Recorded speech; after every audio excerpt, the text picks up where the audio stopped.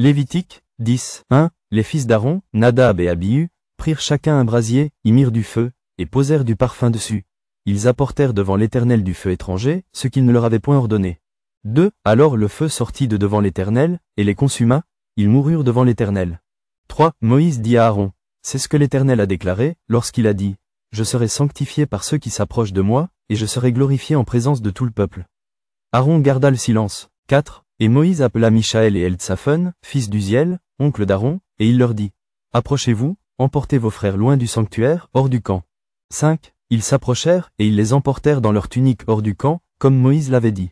6. Moïse dit à Aaron, à Éléazar et à Ithamar, fils d'Aaron, vous ne découvrirez point vos têtes, et vous ne déchirerez point vos vêtements, de peur que vous ne mouriez, et que l'Éternel ne s'irrite contre toute l'assemblée. Laissez vos frères, toute la maison d'Israël, pleurer sur l'embrasement que l'Éternel a allumé. 7. Vous ne sortirez point de l'entrée de la tente d'assignation, de peur que vous ne mouriez, car l'huile de l'onction de l'Éternel est sur vous.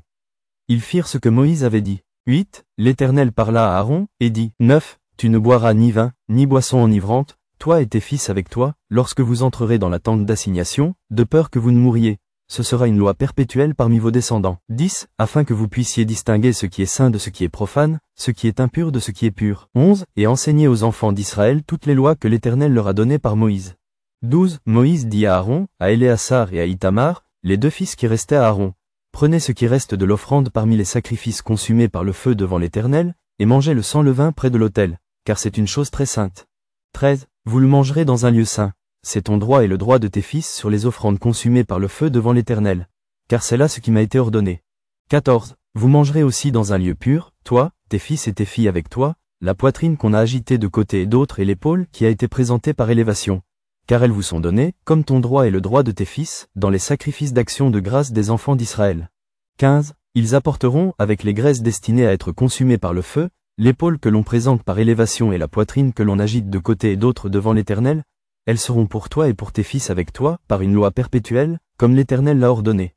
16. Moïse chercha le bouc expiatoire, et voici, il avait été brûlé.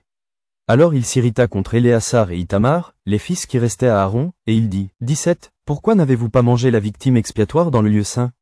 C'est une chose très sainte, et l'Éternel vous l'a donnée, afin que vous portiez l'iniquité de l'assemblée, afin que vous fassiez pour elle l'expiation devant l'Éternel.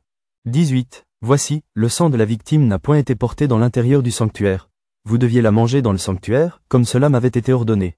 19. Aaron dit à Moïse, voici, ils ont offert aujourd'hui leur sacrifice d'expiation et leur holocauste devant l'Éternel. Et, après ce qui m'est arrivé, si j'eusse mangé aujourd'hui la victime expiatoire, cela aurait-il été bien aux yeux de l'Éternel? 20. Moïse entendit et approuva ces paroles.